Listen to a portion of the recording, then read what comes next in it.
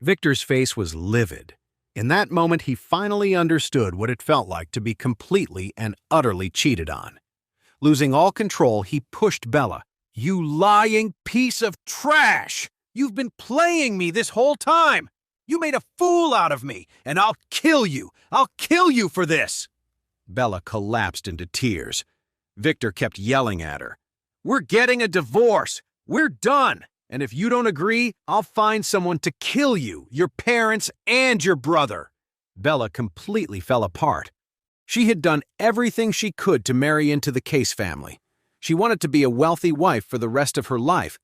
But now, that dream was shattered, and it was all because of Charlie. She hated him with every fiber of her being, but Charlie just smirked and said to Claire, "Let's leave these two to tear each other apart.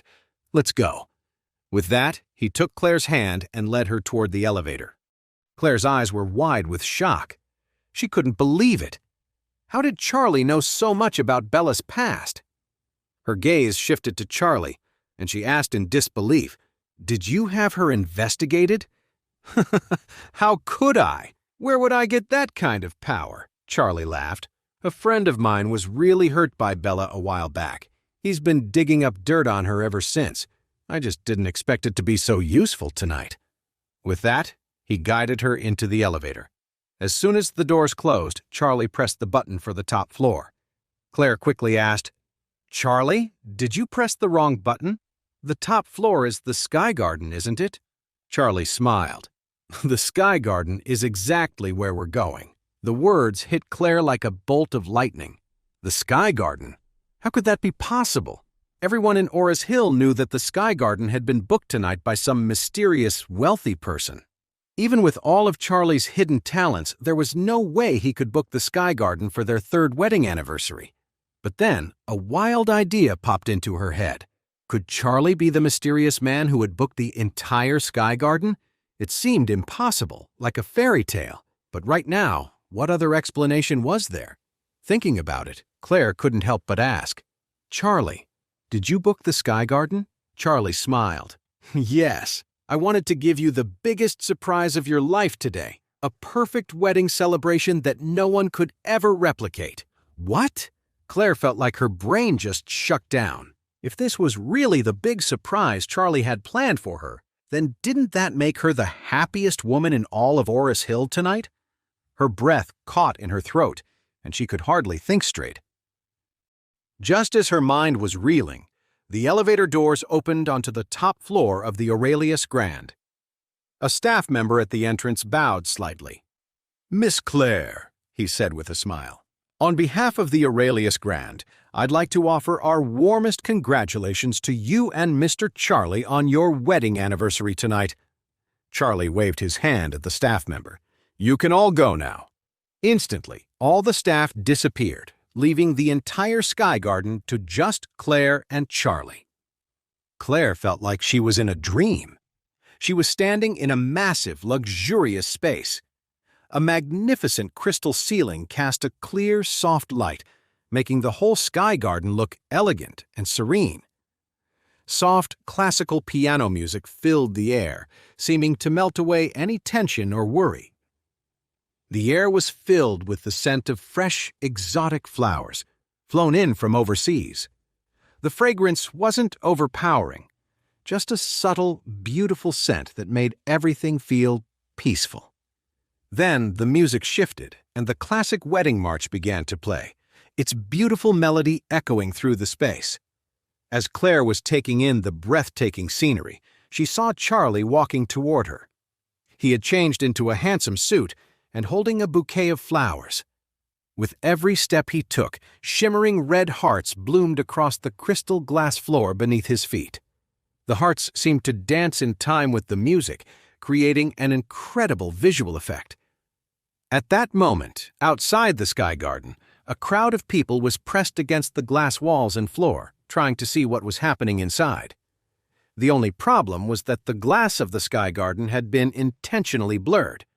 They could just make out the figures of a young man and woman inside, and the beautiful flowers surrounding them. They could also see the red hearts lighting up on the floor. The women in the crowd were swooning. This is so romantic. I've never seen anything like it in my life. If I were her, I think I'd die from happiness right now. Oh my God! That guy must be that mysterious rich man.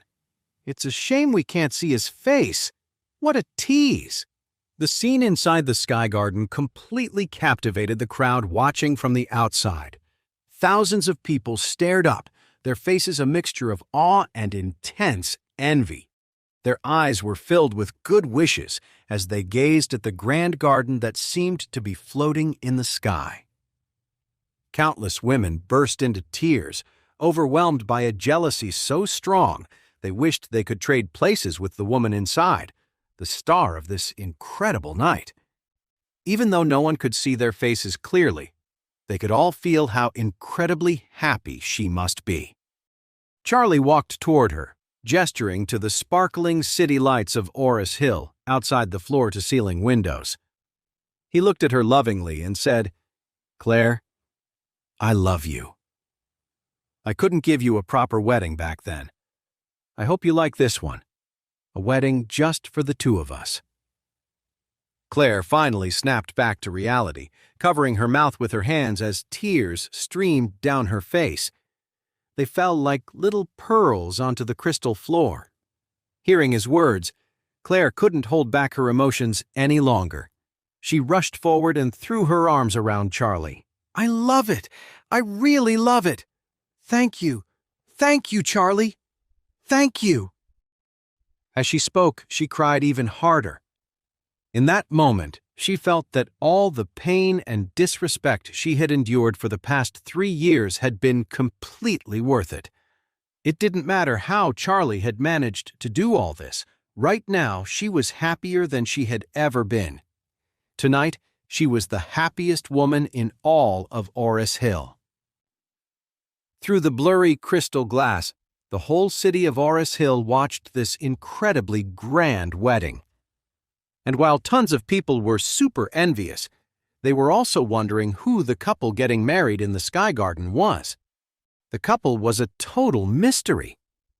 It was just the two of them at the wedding, no family, no friends, not even a witness. On the crystal platform, Charlie took Claire's hand and pulled out a jade necklace he had waiting for her. "Claire, this is your wedding anniversary gift. I hope you like it." Claire looked at the flawless diamond necklace and, "Isn't this the masterpiece from the rare earth?"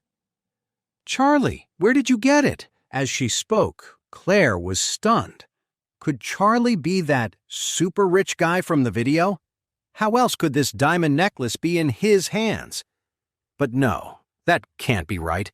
She knew Charlie better than anyone. How could he be some super rich guy? He was the complete opposite of rich. Seeing Claire's surprise, Charlie felt a sudden urge to tell her the truth, to reveal his real identity, that he was a descendant of the powerful Wade family and the heir to a fortune worth trillions. But just as quickly, a serious thought stopped him. He had no idea what the situation with the Wade family was right now. He remembered meeting his uncle when he was a kid, which meant his father wasn't the only son in his generation of the Wade family.